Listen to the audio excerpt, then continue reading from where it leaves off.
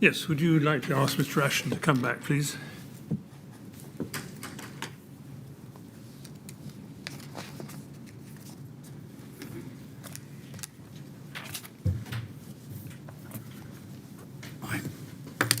All right, Mr. Ashton? Yes, thank you. Very good, thank you very much. Yes, Mr. Greenwich. Yes, thank you. I just want to pick up on a few matters arising from this morning's evidence before then moving on with my remaining topics. And I want to start by discussing zinc. So, zinc panels. Right. You said a number of times that you assumed that the panels were zinc and therefore made certain assumptions about the fire behaviour of those panels. Were you aware at the time that there were zinc composite polymer panels on the market? No, I wasn't. And indeed, in the NBS specification for this project, one of the alternatives that was put forward was a zinc polymeric composite panel. Right. Was that something you were aware of on this project? No, I never saw the NBS specification. Is that part of the employer's requirements? It is.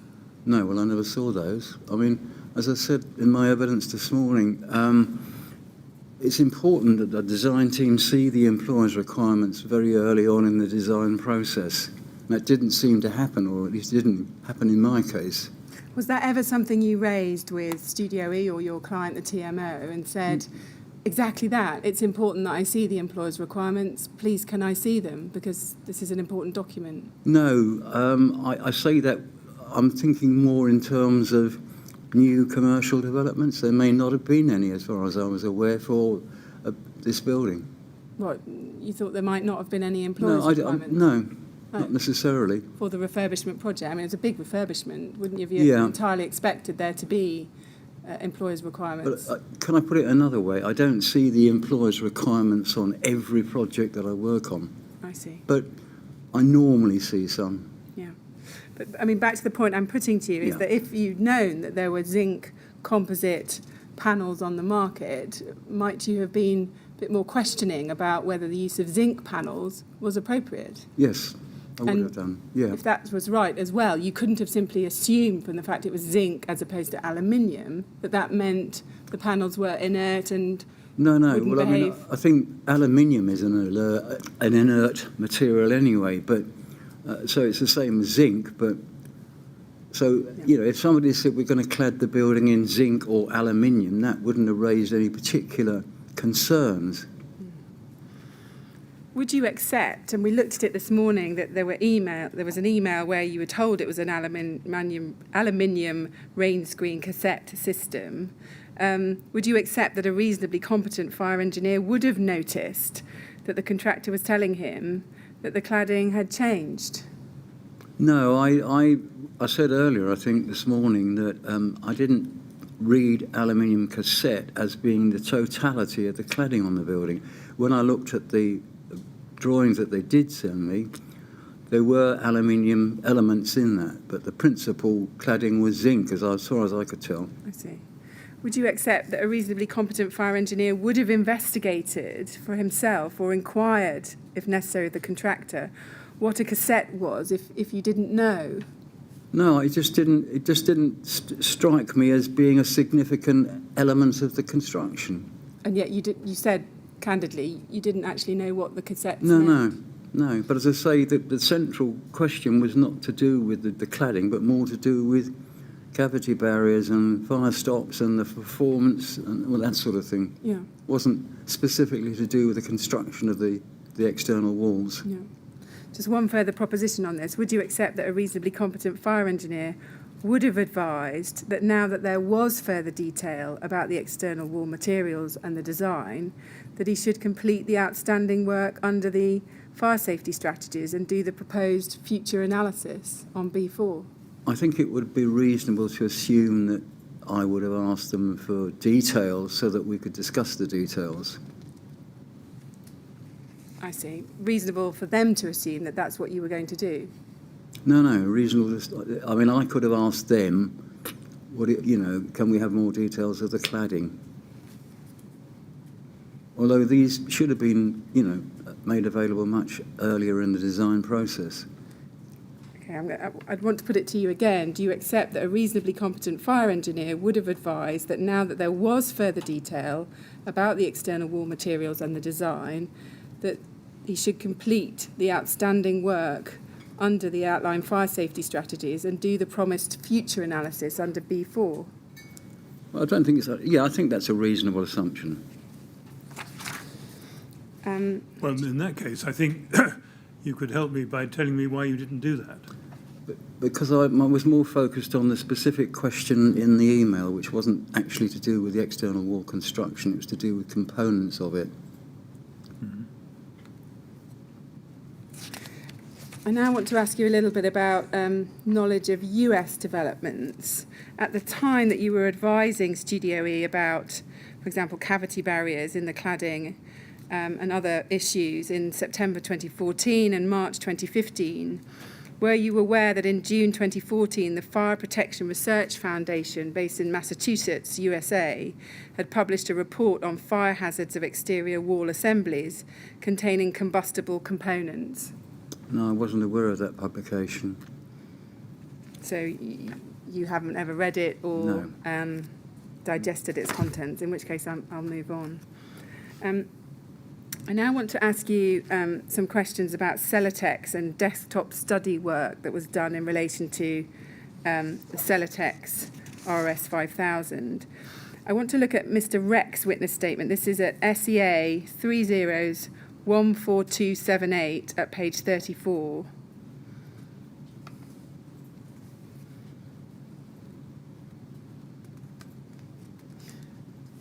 And so Mr. Reck, just to put this in context, was one of the witnesses for Studio E that we've heard evidence from already.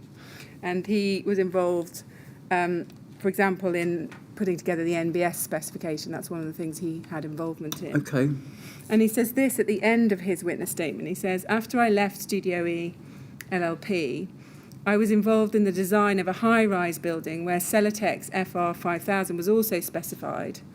On that project, Exova had produced a desktop study comparing the rain screen facade cladding with Celotex's tested sample, and they had concluded that it complied with BR 135. Do you see that there? I do, yes. Did you know, at the time you were advising on the Grenfell project, anything about this desktop study work in relation to, there it's the FR 5000 Celotex product? No, I mean, had I looked into the thing in more detail, I might have asked whether there had been a desktop study. I was aware that desktop studies were being carried out by one of the other departments in our organisation, which is what I was saying, in terms of following the opposite to the linear route. You could actually get an assessment or a fire test as a way of satisfying the regulation. Yeah. But you weren't aware of this specific desktop study work? No, I weren't. No. So you can't help us as to the building that was involved, how tall it was, it's the detail of it? Yeah, well, I guess by high rise he probably meant over 18 metres. Yeah, but you can't help us anymore No, as I to the can't. background to all of that. No. Were you aware, when you were working on the Grenfell project, that in February and March 2015 there had been direct contact between Celotex and Exova personnel about Celotex products, including RS 5000? Were you aware of that? No, I wasn't aware of that. Can we look at an example? This is CEL 403541. This is an email between Celotex. If we can zoom in on the top one to start with. This is Debbie Berger at Celotex and someone called Franz Papp at Exova. And it's in the context of exchanges about the RS 5000 product. Did you know or have any contact with Franz Papp of Exova? I knew Franz Papp, yes. I Yeah. didn't have any exchanges with him on Celotex. Were you aware that he was having exchanges with Celotex No. at this time? If we also could look at CEL 403547, This is an appointment for a meeting between Celotex and Exova on the 16th of February 2015. So I'm not sure. Yes, 16th of February 2015. It appears to be a meeting, subject RS 5000, field of application, location Celotex, Bretton House boardroom. Do you see that? And Yes, they're I saying, do. hi, Andrew Yeah. and Franz, thank you so much for agreeing to see us so quickly. I'll organise lunch when you arrive. And that's from Debbie Berger. Were you aware of that meeting or No, I mean, meetings? we weren't sort of aware of what was going on in the testing and assessment department on a routine basis. Just one final email to look at. This is CEL 403589.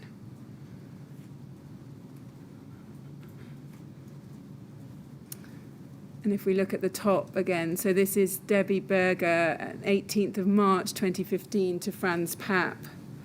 And she's enclosing a copy of her 32-page test report for BS 8414 Part 2 using Celotex RS 5000 and Right. sending examples of 4 build-ups which we commonly see presented to us at design stage. Do you see those? Again, was that something that was being discussed within Exova at the time, something you were aware of, these different build-ups for RS 5000 that were being considered? No, but if I'd become aware that Celotex if I'd been aware of the totality of the external walls and that Celotex was being used, I would have carried out some investigations. They would have included inquiring of our testing department whether they had any information on the performance of Celotex and in what given sort of configurations. Yeah. This would be part of the process of determining whether or not they had a certificated approval to a system. Yeah. It would appear from the documents we have that these common build-ups form the subject of a draft desktop study carried out by Exova dated the 7th of May 2015. Right. I assume from your answers so far that you didn't have any involvement or knowledge of that. No, I wouldn't expect to. But if you had been inquiring within your firm about the use of RS 5000, you might have found out about this Oh, work. yes. Yes, I would. Now, just on the subject of updating your fire strategy work, I now want to turn to an email that you received on the 21st of December 2015, so later in the project again. Can we go to that? This is at MAX 406084 at page 6.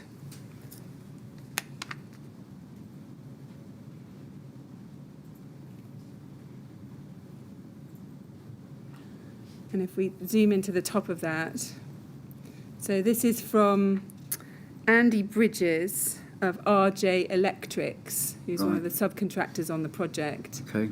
to you and Tony Pearson, copying in some others at JS Wright, Steve Blake, that's Ryden, Matt Smith, Max Fordham, David Hughes, Ryden. Do you see that there? Right. And he's emailing you about installing smoke detection to operate the AOV system in the community rooms. Right. That's the estates office and the concierge office. Were removed in favour of 2 additional flats at the mezzanine level. And if we look at the second sentence of the first paragraph, he says, hello, Terry, we are the electrical contractors on this project. And then he says this, I'm not sure if you've been aware, but there have been some fairly major changes to the lower levels since you issued your last fire strategy document, issue 3. And then he gives, and we don't need to trouble ourselves about the detail of this, but he gives an explanation of what the changes are. And then if we look down at his questions, and he raises 3 questions. How is the omission of the concierge going to affect your current document and thinking? And I think in the version of this document, what we're seeing is answers that you then gave to those questions. Right. Is that right? Probably, yes. So in that first question, how is the omission of the concierge going to affect your current document and thinking? It would appear that you've then typed into this document, the omission of the concierge doesn't materially affect the fire strategy. Do you see that? I do. Do you remember doing this? Do you remember? I remember it, yes. I Yeah. remember it coming from an electrical subcontractor. Yeah. Now, given that you're being updated on developments since the third issue of your fire strategy, and he's saying that these are fairly major changes to the lower levels, didn't that put you on notice that the fire strategy for the tower was out of date and no longer reflective of the design? And should you have not at least advised Ryden or Studio E or the TMO of the need for an updated report? He described them as major changes. They don't seem to be major to me. Or didn't at the time, I should say. I see. Can we look at another exchange? This is with Miss Williams on the 19th of October 2015. This is ART 404926.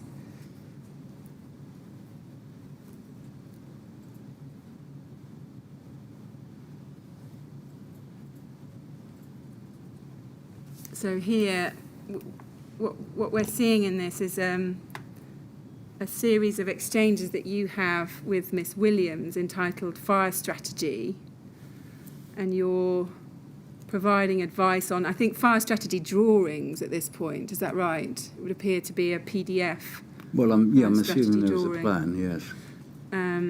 For example, the top email, Terry, this plan shows that we had assumed an AOV within the lobby of the boxing club, i.e. where it's accessible at walkway level, top right drawing. Wouldn't this suffice? I don't know how you'd be able to reach to manually reset one at the top of the stairs here. Thanks for your help. Again, my question is a general question. When you've got this kind of email exchange and it's entitled Changes to Floor Layout, didn't that prompt you to at least think about whether or not you ought to be telling someone that the fire strategy that you'd done for the building needed to be revisited? Well, the first question related to an AOV, which I knew was required in the lobby between the boxing club and the stairs, so that to me didn't have any impact. I see. So, but it didn't occur to you that there would need to be a finalised fire strategy for the building that would, for example, form part of the health and safety file as part of compliance with the CDM regulations? It didn't occur to me at that point, no. And also an updated fire strategy to deal with Regulation 38 information that would be passed on to the responsible person. So there's a link between what's been done under the building regulations and then the responsible person's obligations under the RRO. That didn't occur to you either? No, it didn't, no. No. I also briefly want to turn to some Clerk of Works reports, review meeting minutes. So if we go ART 406688. This is from a meeting on the 12th of January 2016. So it's these are COW. We haven't looked at any of these yet, but they're Clerk of Works reports, review meeting minutes, and then it says there's been a meeting at the Ryden site office, and you can see the attendees. Now, you're not present at this meeting, just to be clear, but if we look on at page 5 of this document, and we look, if we blow that up, yes, so 3 lines from the bottom, it says their fire strategy needs to be updated as per on-site discussions, and then there's a initials there, DH, which we think are David Hughes of Ryden. Now, my question for you is, did David Hughes or anyone else from Ryden, or indeed anyone else involved in the project, contact you in or around this time, so January 2016, to ask for the fire strategy to be updated? No.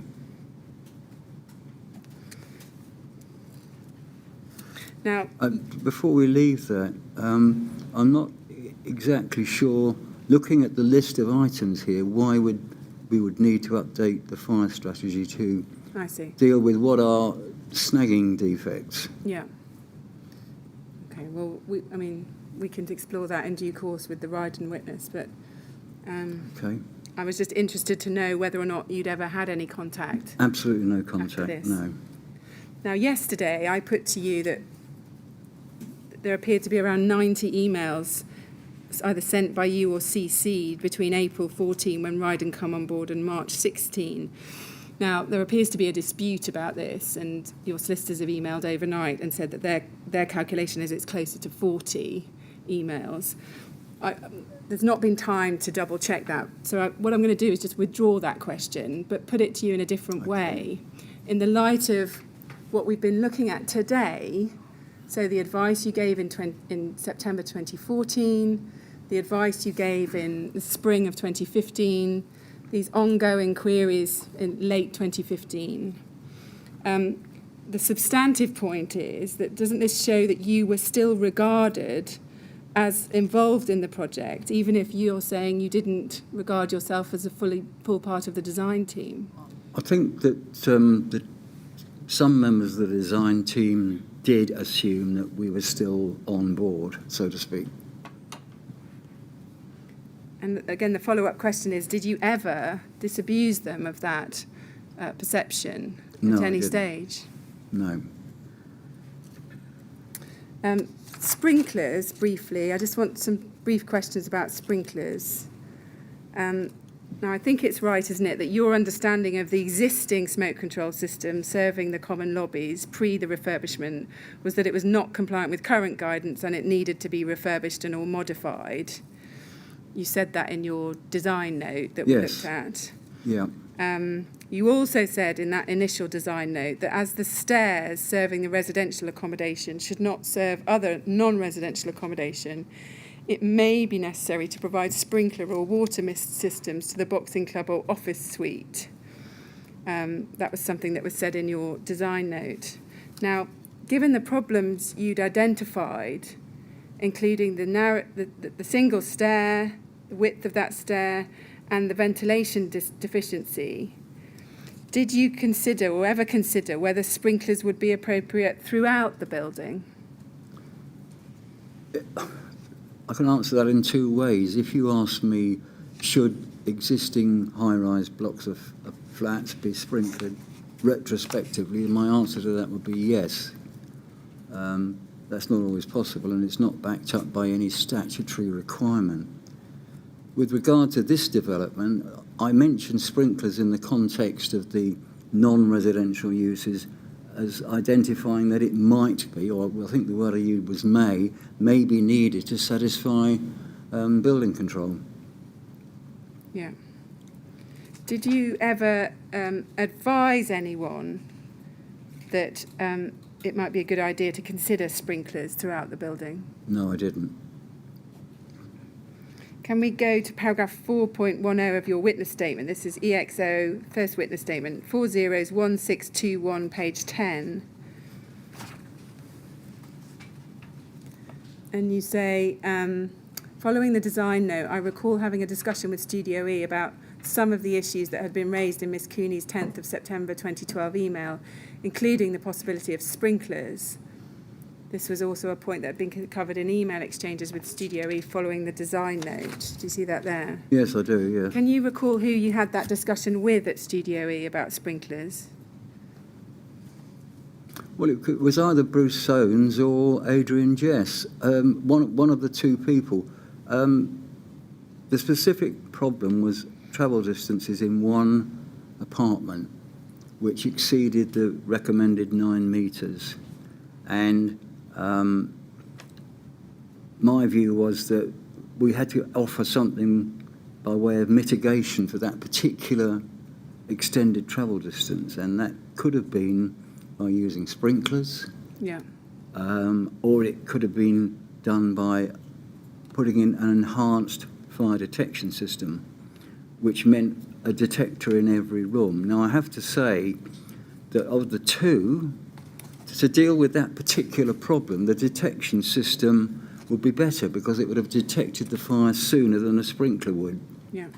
You have to bear in mind that a sprinkler would only operate when there was a very high temperature in the room in which the fire had started. So for the occupants of that flat, the fire detection system was the better option. I see. So do you think that what you've just been explaining was the subject of your discussion with Studio E at the time about sprinklers to that specific flat? No, I think that if you read on in what I said later in that paragraph, it was what do we need to do to provide an extra factor of fire safety, and which particular way of doing that will be acceptable to building control. Yeah.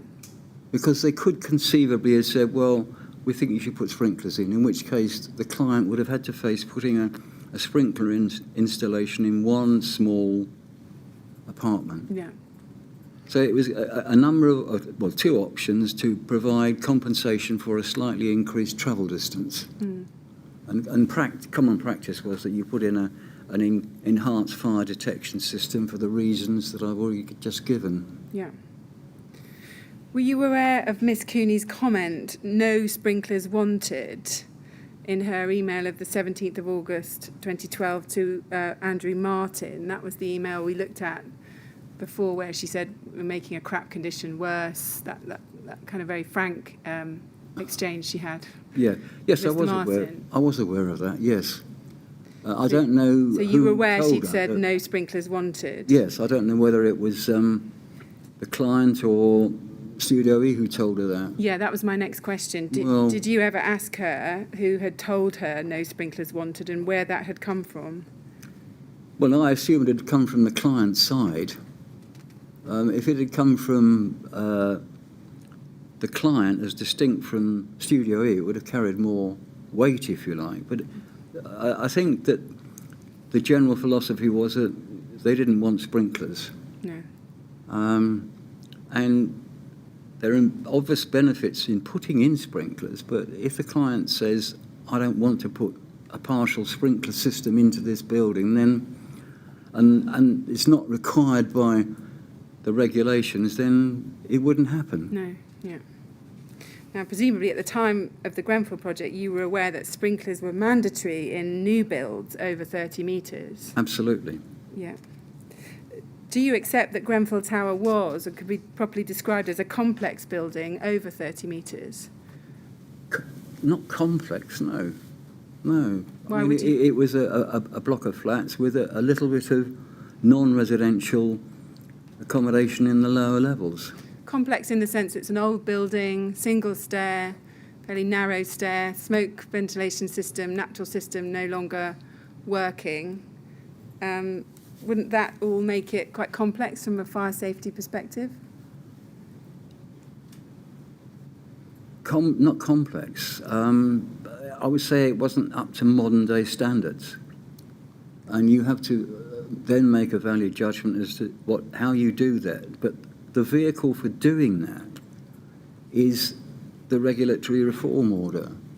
If a risk assessment is carried out in an existing block of flats, it needn't be Grenfell, it'd be somewhere else, and we think that you ought to provide sprinklers in this building, then that would be the way in which it would be sprinklered. I see. So unless you're backed by legislation, as in the case of Scotland, where, or parts of Scotland, where an Act of Parliament was put through forcing owners of existing high-rise residential buildings to put sprinklers in retrospectively.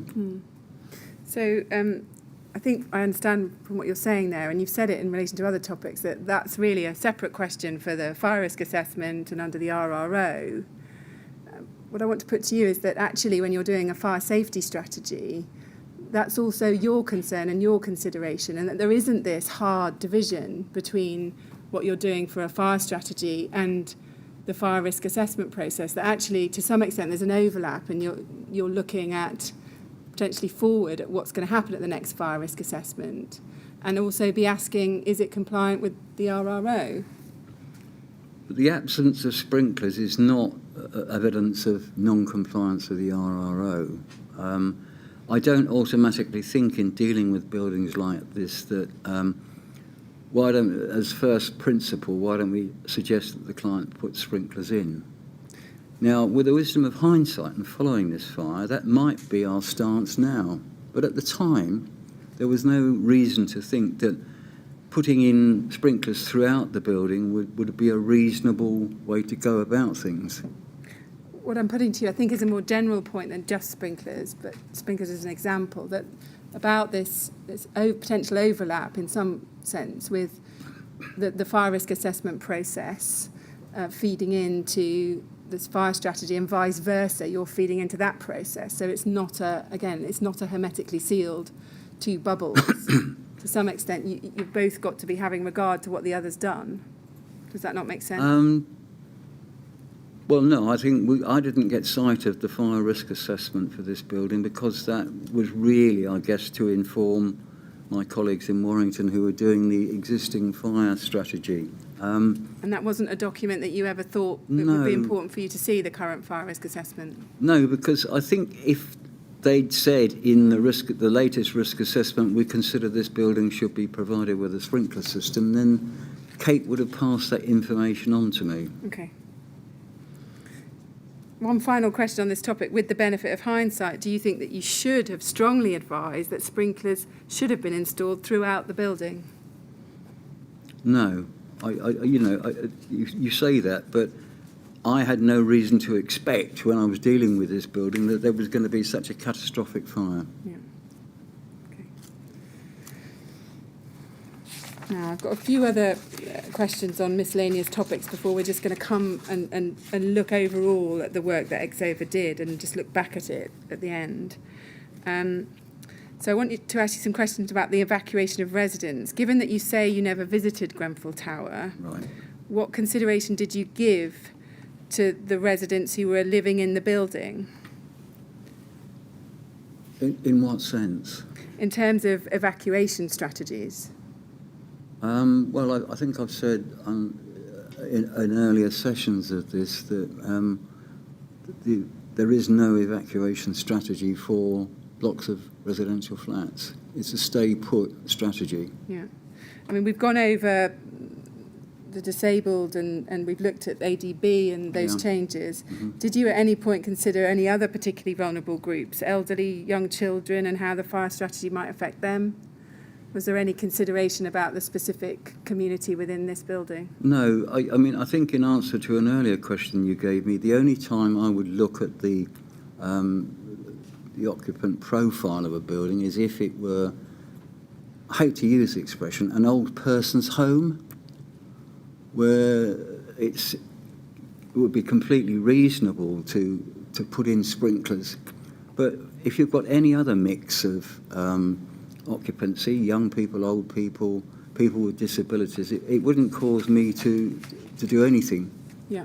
Given that if there's a fire, they don't need to evacuate, unless they happen to be in the flat in which a fire starts. Yeah.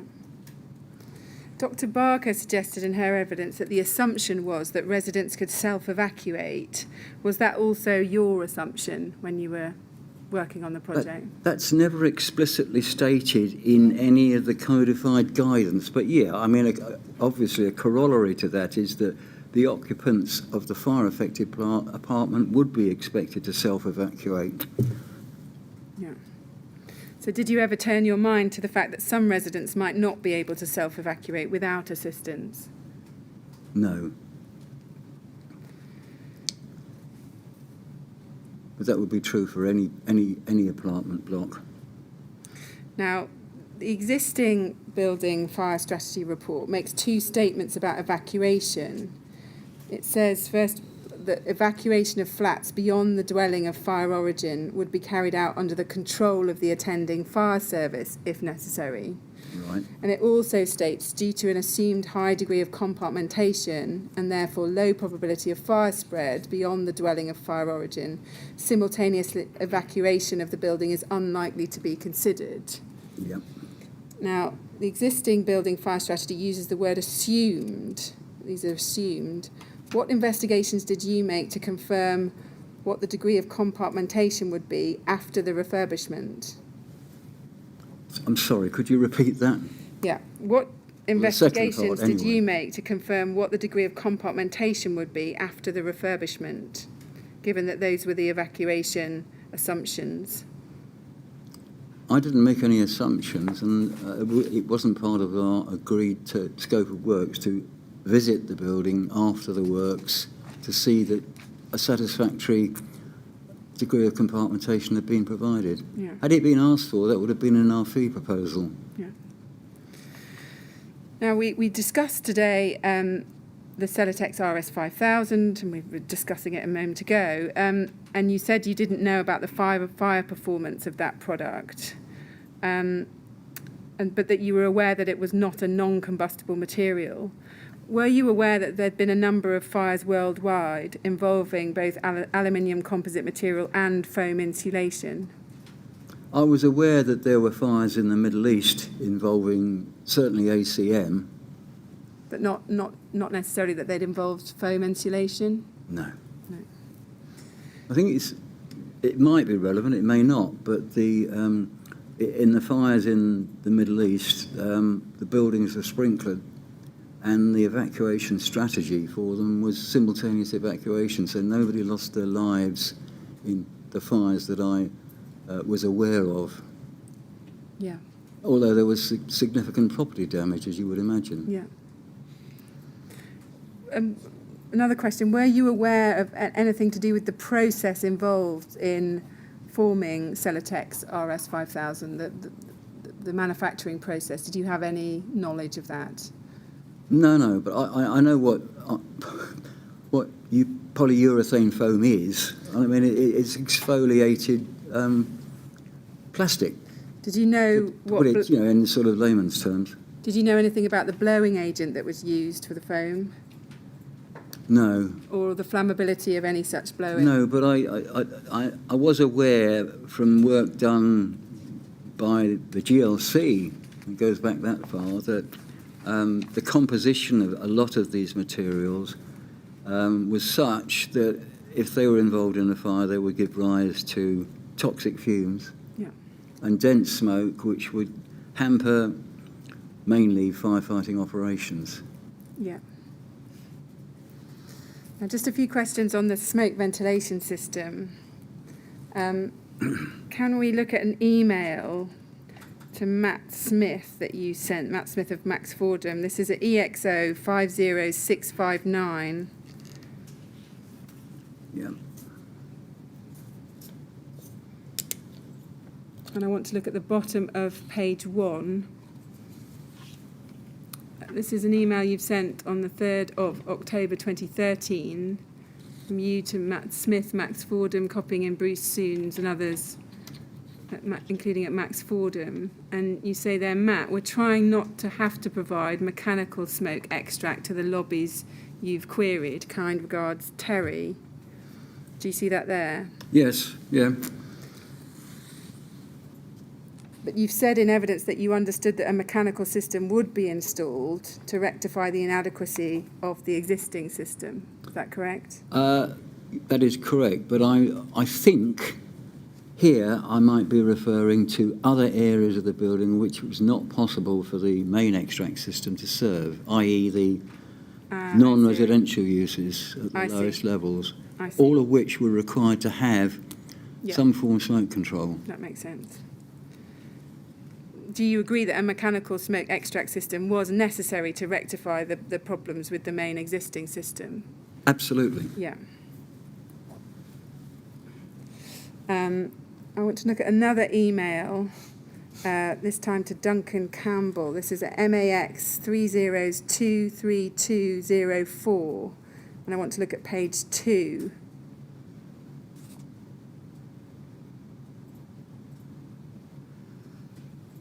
So this is you, and I think it's to Duncan Campbell. Is that Max Fordham? Yes, it would have been. Yeah. And you state, Duncan, I appreciate you're making an existing unsatisfactory system more reliable. However, given RB Casey's comments when we met them, they are likely to require that we demonstrate in some way that this system is as good as or better than a compliant natural ventilation system. I don't believe that the enhanced system would equate to a depressurization system meeting the recommendations of BS 121016, and I believe we should resist a requirement for this, as a starting point, is it possible to state how many air changes hour per hour will be achieved on the fire-affected floor? Do you see that there? I do, yes. What do you mean by a compliant natural ventilation system in that fourth line?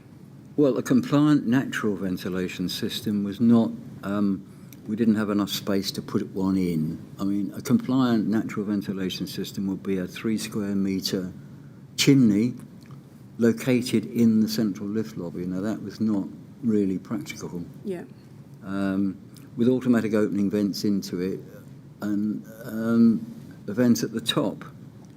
That could not be accommodated in the floor plate. No, yeah. So we were forced to go to some form of natural ventilation. Some form of mechanical ventilation. Yeah.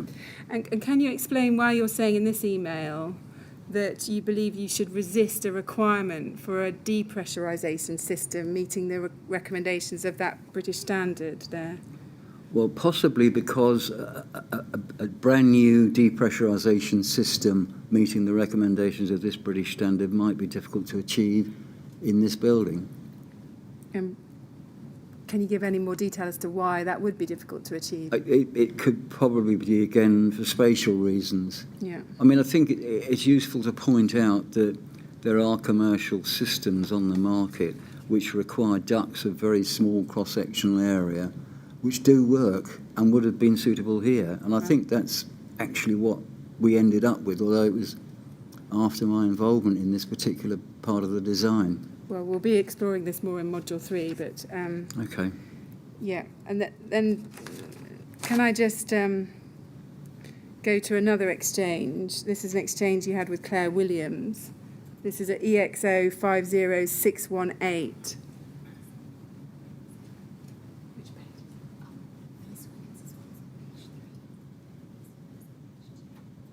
So I think we start by looking at page 3.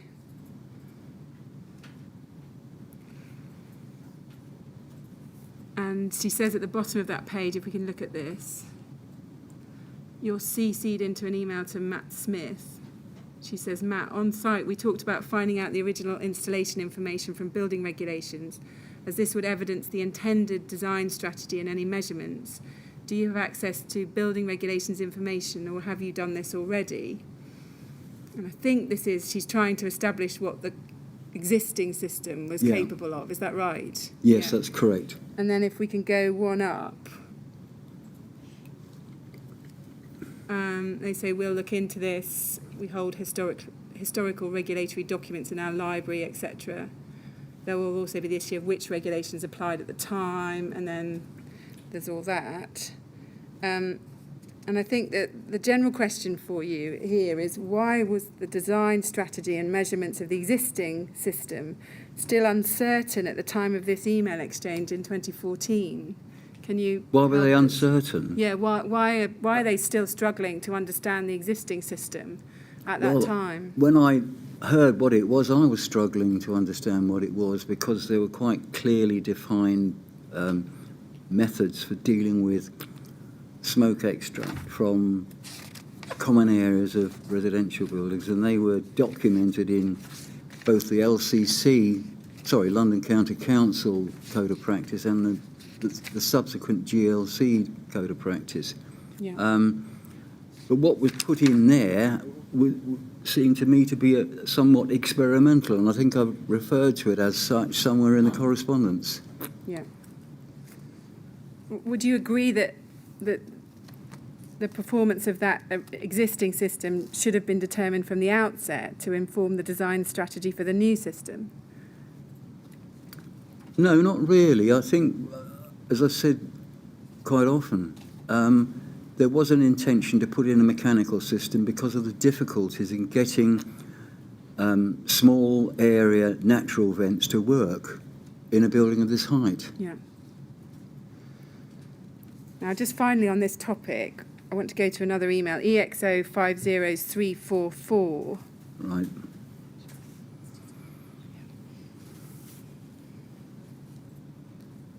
Yeah, if we can blow this up. So this is the 6th of January 2015. So this is Matt Smith, Max Fordham to you. You are the recipient of this email.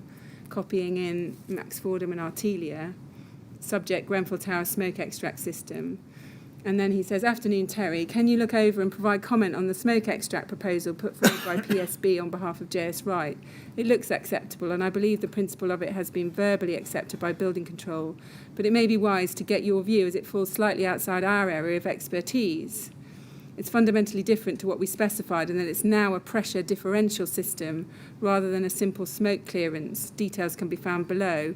If you have any questions, please give me a call. Do you see that there? I do, yes.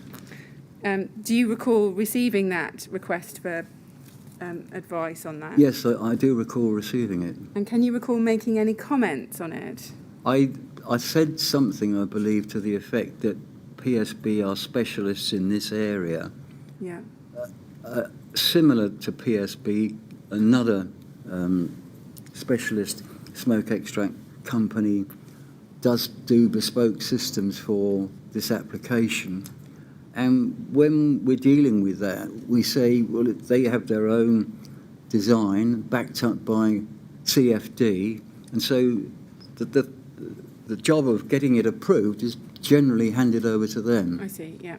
So as long as PSB were able to satisfy RBKC that it would work, then that was fine. Yeah. I mean, I wouldn't seek to argue that what they were doing was inadequate, because they're the experts in their own system. I see. So does it follow that you didn't get involved in the design process, which changed when the change was made to go to a pressure differential system? No, I didn't. I mean, just to give you another example, where we're dealing with a commercial building with firefighting shafts, and the building design consultant opts to go for a commercial system, all that we say in our documentation is this will be provided by X. Yeah. And we have no further involvement in that because they're the experts at doing that. Yeah. Were you ever given an explanation on the project as to why the system that was finally proposed was not the same as that which had been specified by Max Fordham? No, I wasn't. Excuse me. And do you know why the design intention for the system was still unclear at the time of this email exchange in 2015? At the time when, sorry? So why was the design intention for the system still unclear at the time of this email exchange in 2015? All I can say was it probably hadn't been firmly established that what was being proposed was workable. Yeah.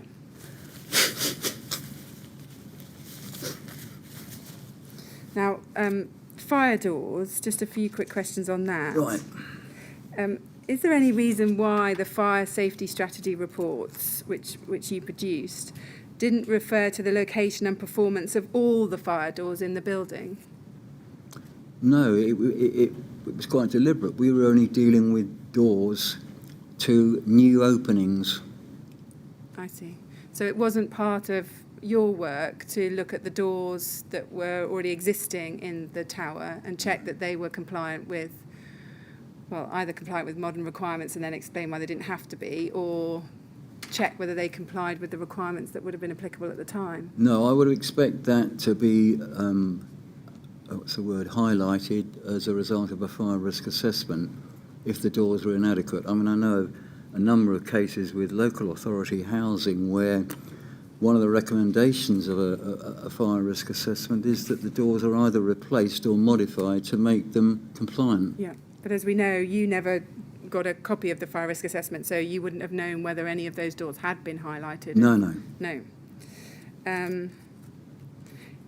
Is there a reason why no investigation was made by Exova into the performance of the existing flat entrance doors, stair doors or lift shaft doors anywhere in the building to see if it complied with relevant fire safety requirements? It's a different way of putting the same question, I think. It is really. We Yeah. wouldn't have looked at the remainder of the building because that wasn't part of the scope of works. What about the fire doors that were proposed in the refurbishment? Was it any part of your role to check the compliance with fire safety regulations and building regulations of the new fire doors that were proposed as part of the refurbishment? No, we had no inspection function as part of our scope of works. I think the reason for that is a fairly obvious one, that we would expect that that work would be done by building control anyway. Yeah. So, just moving to another topic, and we're getting towards the end of my questions, although we're going to have to pause when I finish and just sweep up anything else. Okay. But what I'm going to try and do is finish my questions first, and then we break, if that's okay. So I want to take stock and look back at the work of Exova, and compare the work which you proposed in the fee proposal and the work that was carried out. It's right, isn't it, that the third version of the outline fire safety strategy was, in the end, the only version of that report that was ever produced? Yes, that's right. And do you agree that that third version represented the culmination of Exova's work up to and including RIBA stages D and E? Yes. Now, as we discussed earlier, your fee proposal envisaged that a detailed fire strategy would be prepared for RIBA stage D and E, which would be written in line with the requirements of the building regulations. Did you think that the third issue of the outline fire safety strategy satisfied that part of the fee proposal? No, it didn't, because it didn't deal with a number of issues, in particular the B4 issue that we've been discussing for the last few days. Did you ever look back at the fee proposal and see that what was promised in the detailed fire strategy was a determination of any external fire spread issues that there may be and recommendations of compartmentation and fire protection standards? Did you ever look back and consider whether that work had been completed? No, but I was aware that we hadn't completed the task. Can you explain why we see so little change between the three iterations of your fire strategy report in terms of the level of detail that was provided? Yeah, I think that's because it really only picked up internal changes as a result of studio redesigning parts of the lower 4 floors. And is it right that nothing commensurate with RIBA stage F, or indeed any stage thereafter, was ever produced by Exova? I think that's fair comment, and that's particularly because we weren't novated to Ryden. Do you accept that each time you were copied into an email about the external wall design in 2014 and 2015, it represented a missed opportunity to give comprehensive guidance on the building regulations and statutory guidance document ADB and what they required? I think it could be interpreted that way, but as I've said on many occasions over the last few days, the general gist of the inquiries that we got what were details rather than this is a system that we're thinking of using, what do you think? Would you accept that these were missed opportunities for any CDM-related issues to be addressed as part of a design risk assessment process? We had no involvement with the CFD coordinator. I think probably most of the... When you say CFD coordinator, do you mean CDM coordinator? Sorry, did I... Yeah, sorry. it's okay. Freudian slip. CDM coordinator. I mean, had we been employed by Ryden, it's likely that we would have had to provide some information and cooperate with the CDM coordinator, because the critical role they perform is mainly when the building is being built, although there are some aspects of the design that they need to consider as well, particularly those architectural issues that could create problems for end users of the building. I mean, I would suggest there are very important aspects of the design process that have to be considered. Is the building safe to use? Yes, exactly. Yeah. Did you know during your time on the project who the CDM coordinator was? No. So you didn't know that up until 2015 that was Artelia or Appleyards? No, I didn't. Did it ever occur to you, or did you ever think about, that the client would need, your client, the TMO, would need a more detailed and up-to-date fire strategy when considering building control approval? I thought it might be necessary, but building control didn't ask for a more detailed fire strategy. They appeared to have approved the concepts without that information. We never had any instruction from the client to update it. Were you ever worried or concerned that building control might read your iterations of the fire strategy and see that no issues had been identified and take comfort from that? No, I would assume that they were a competent building control authority, and if they weren't happy, they would have said so. And that is my experience of dealing with Kensington and Chelsea building control, by and large. They really do want to know what's going on. Exactly. Building control needed to have an analysis of the B4 performance requirements and how the external wall satisfied those requirements, didn't they? They did. In your proposed scope of works for RIBA Stage F, you said that there would be an updated revision of the fire safety strategy documentation to reflect any agreed changes to the strategy following any related design development and consultation with the approvals body. Do you want to look at that again? No, that's a standard thing that we would do if necessary. Can you explain what happened to that updated revision to reflect any agreed changes following any related design development and consultation with the approvals body? I wasn't aware it was necessary. As I said earlier, we didn't get anything back from Kensington and Chelsea which required us to change the fundamentals of our fire strategy. So you didn't think about the fact that your fee proposal stated that Exova would be providing an updated revision of the fire strategy. That was accepted by the TMO. That was what you'd proposed you would do. I think, as I said earlier, the wording in our fee proposals is a standard wording, and it covers all areas of what might happen, or might reasonably cover all eventualities. If at stage F it's necessary to update a report to reflect changes either in the design as brought about by the contractor or any other reason, then we would expect to have to update the report. There's no evidence of you meeting with RBKC Building Control after September 2013. Do you agree that such meetings would have been useful to discuss your fire strategy and necessary revisions to it as the project progressed and before the full plans application in August 2014?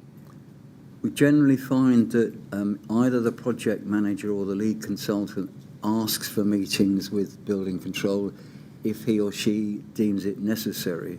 It doesn't come from building control. They don't say, we need to meet you, say, once every 2 months to discuss things. It's generally, we ask them, or we, I say we, I mean the design team. But I think we saw before that you, in fact, initiated yourself the first meeting with building control. You organised it. And that was because I knew how to get hold of them easily. I see. But that wasn't something that occurred to you to do thereafter on the project? No. I assumed that from there on the lead consultant would arrange these things, because when they go and see building control, they don't just talk about fire, they talk about all the other parts of the building regulations. Did you think at the time that it was odd, this is while you're still involved in the project, that a compliance check of the design for the external wall had not been carried out?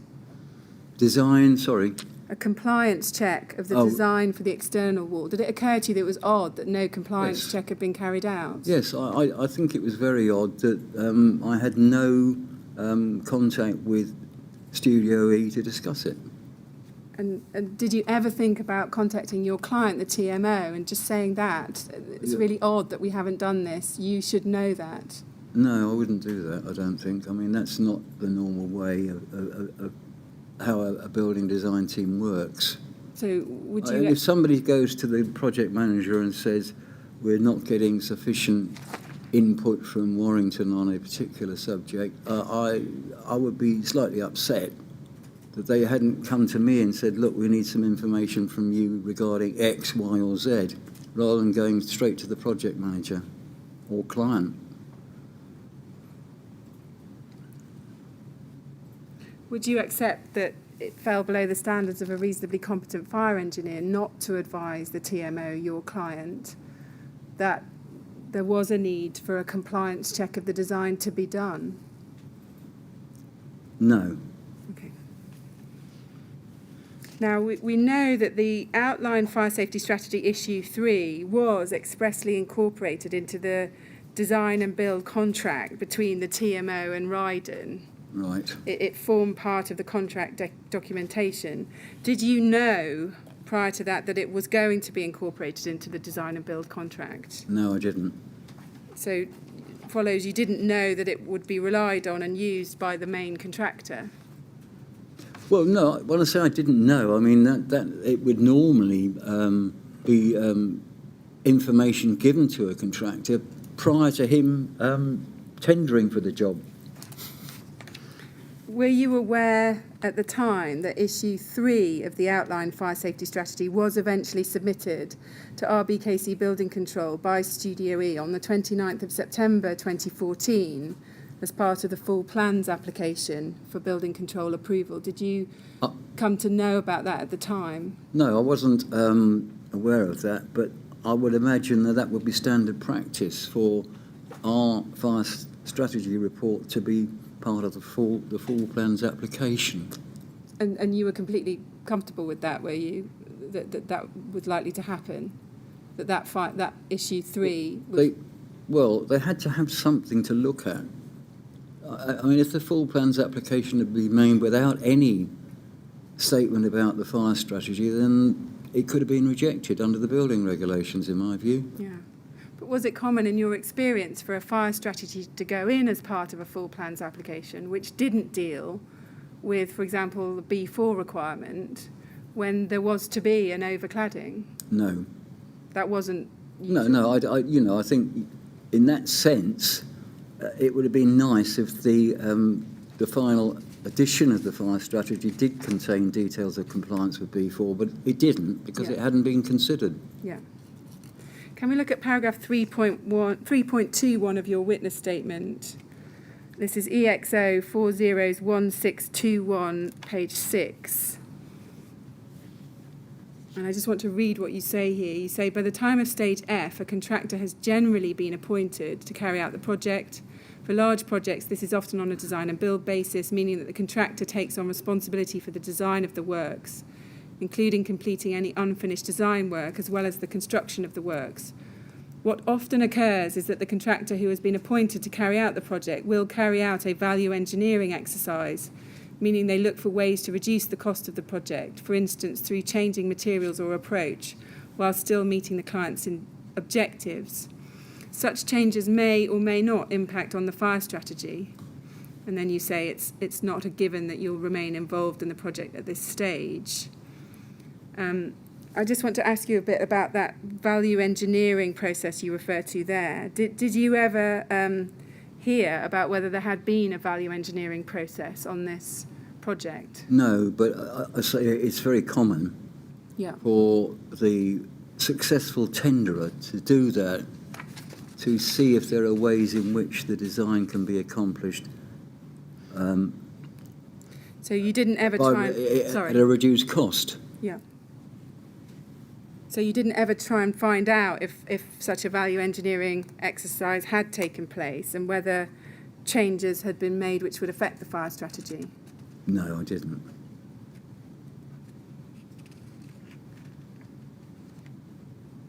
Do you agree, looking at it now, that the questions that were being asked of you by Studio E in both September 2014 and March 2015 about the cladding flowed directly from the lack of any analysis about B3 and B4 in your outline fire strategy reports? No, I think it's a reflection of the fact that they didn't tell us what they wanted to do and sit down and discuss it. Would you agree that the queries raised by Studio E were basic questions about performance requirements in fire, which should have been addressed by Exova in the fire strategy reports? Ideally, they should have been, but weren't, for the reasons I've already given.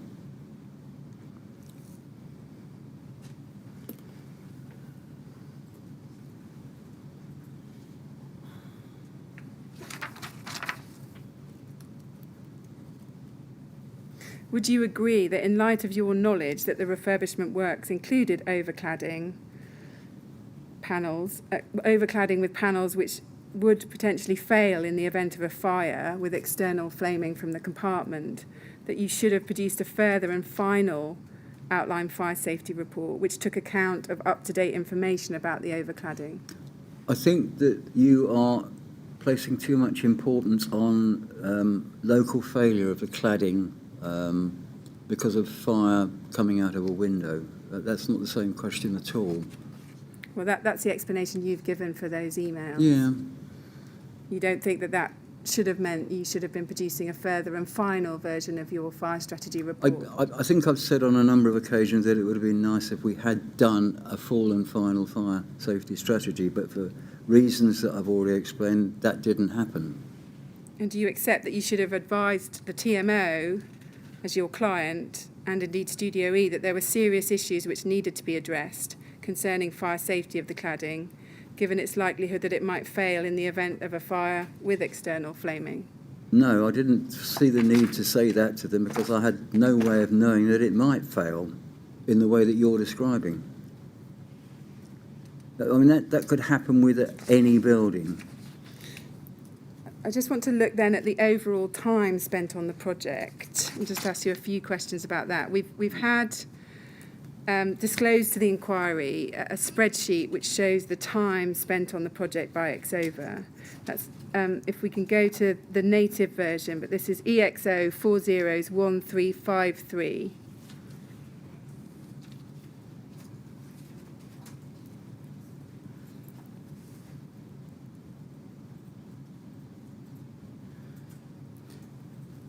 And I want to look at the timesheets at the second tab at the bottom. Have you seen this document before? No, I don't think so. Now, the inquiry's expert, Dr. Lane, has considered it, and it appears to show that 53 hours are assigned to the primary refurbishment project. That excludes work on the existing fire strategy between September 12 and April 15. Now, we know that there must have been some other time spent before that, before September 12, because we can see Exova personnel, for example, attending design team meetings before that. But subject to that, I just want to ask you about that time allocation. Some 51 hours are associated with your work on the refurbishment. Does that sound about right? 51 hours? On the refurbishment? Yeah. About 51 hours in total. I didn't have any part in the work to do with the... Sorry, I'll start again. Clearly, we've underspent by a significant amount of money. Now, that is a reflection of the lack of discussion on some of the key structural elements of the building, including the cladding. Yeah. So that figure of 3,853 would have been considerably more if we'd had a series of meetings with Studio E to discuss that. Yeah. We'll just come to the figures in a moment. Just thinking about just the time at the moment.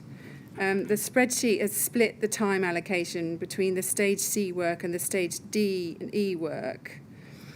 And it appears to indicate less than, well, around 4 working days if you do a 7-hour day on Stage C, and just less than 1 week for Stage D and E work. Does that sound about right to you?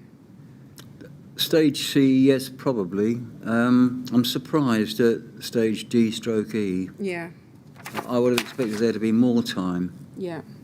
And I think, as you've anticipated, the cost of the time spent at Stage C was indeed the full amount. Exova were invoiced and paid the full amount of 3,300. Right. But for Stage D and E, the time spent and invoiced is 3,874, which is less than the 5,300 stated in the fee proposal. Yeah. And I think you've just explained it, but I just want to give you another chance. Can you explain why Exova didn't invoice for the full amount shown in the fee proposal, didn't do the full work that was indicated would be done?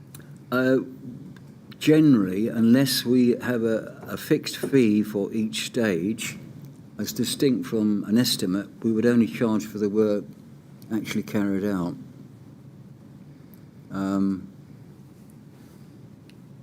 Would you agree that less than 1 week's work on the stage DE process for a project of this complexity was unacceptable? Well, I think you need to understand what we did at stage C. Or you're saying D and E? I'm saying DE because you put those together in your Okay, yeah. proposal. No, yeah, it is much less than I think I thought that I spent. Yeah. Mr. Ashton, just the last couple of questions from me, and then we'll pause and break, if that's okay, to pick up anything else. Looking back at this and in the light of the last few days of evidence, can you tell us, would you have done anything differently now if you had the chance to do it again? Yes, I think I would have asked more questions of the design team. Yeah. Instead of expecting them to come to me all the time, should have said maybe, what's happening with so-and-so, and what about this? And there wasn't a great element of me ringing them up and saying what's happening. It was me waiting for them to send me information to deal with. Yeah. Okay, thank you. Mr. Chairman, Right. can we take a break? Yes, should we Just say go- 3:30? Will that give you enough time? Yeah, it should. Can I just look behind me and just see? Yep. Have we had?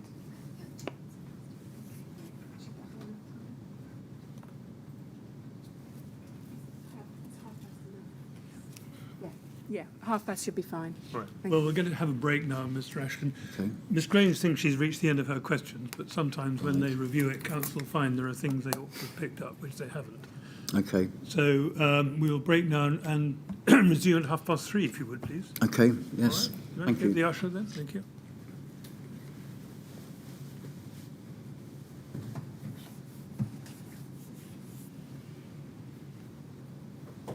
Good. 3:30, please. Thank you.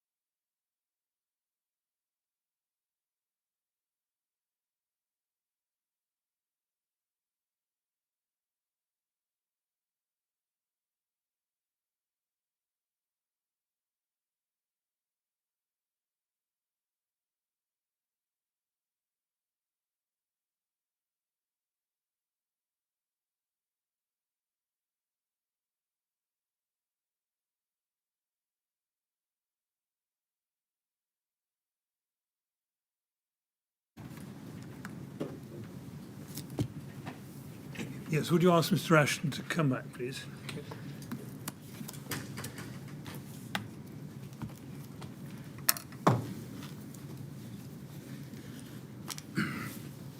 Well, Mr. Ashton, I'm sorry we kept you waiting longer than I indicated. That's okay. It turned out there were more things to be done than I thought. But anyway, Right. we're ready just to continue now. All right? Okay, thank Yes, you. Ms. Yes, Green? thank you. I just have a few short questions for you, Mr. Ashton. At the time the Grenfell Tower project was taken on by Exova, had Exova done many social housing residential projects? Yes, we had. I couldn't tell you how many, but Yeah. yes, certainly. Had you yourself done any social housing residential projects? Yes, I have. Yeah. Is it less likely that Exova would have accepted an invitation to work on this project if it had not already been involved in the CALC project, the Kensington Academy and Leisure Centre project, in your view? No, I don't think we would have been reluctant to take the job on regardless of whether we were working on the CALC project. I see. Would you accept that less detailed care was taken over the Grenfell Tower strategies than for the CALC strategies? I'm not sure I'd use the word less care. I would say that obviously because the KALC project was a new build, it necessitated much more detailed involvement. I see. So is that the distinction you would draw, that the new build versus refurbishment, as to why there appears to be less detailed work in terms of the fire strategies for Grenfell Tower as compared with the CALC fire strategies? Yes, yes. Did you, or to your knowledge anybody else at Exova, ever ask to see the health and safety file or the fire safety manual for the building? No, I don't believe we did. If we had been, it would have been the people dealing with the existing fire strategy. I see. So that was not something that ever occurred to you to ask? No, And you're not aware whether Miss Cooney and Miss Barker ever requested that information? I've no idea, one way or the other. I have to say, it's probably gratuitous, but I'll say it anyway. My experience is that these documents are not easily obtainable for a building of that age. I see. So you wouldn't expect to find an up-to-date CDM health and safety file for Grenfell Tower? No, not really.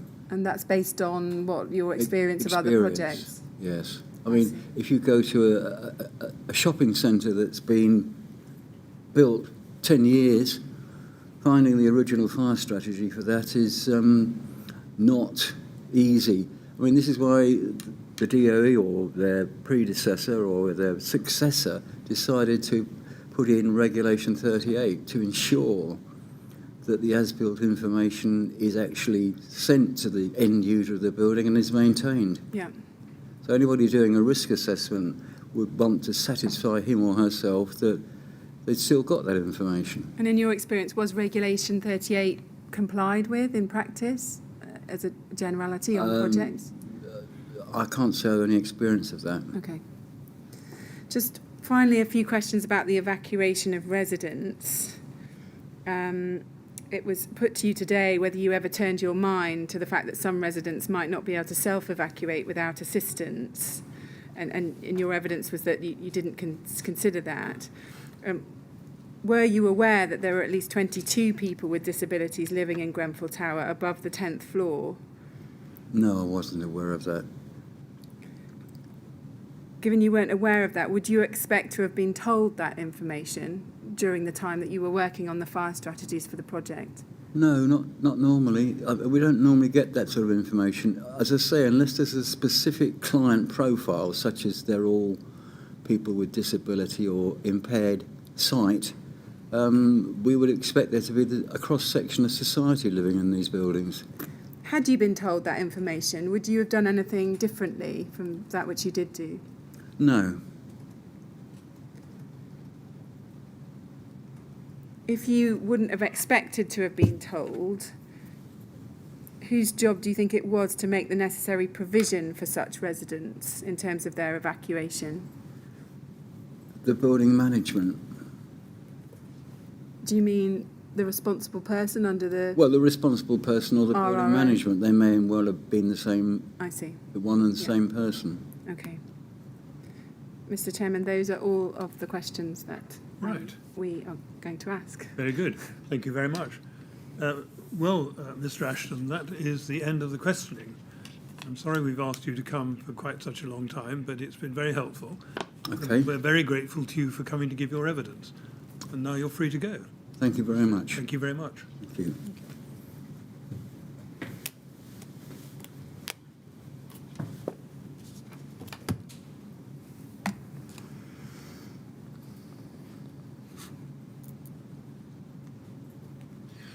Thank you, Ms. Grange. Is that Yes. it for the day? That's it. Thank you. We'll have another witness on Monday. Right. Well, thank you all very much. That's all for today. We're going to rise now and we shall resume on Monday morning at 10 o'clock when we're going to hear From Dr. Tony from Pearson. Dr. Pearson. Thank you. Yes. Thank you very much.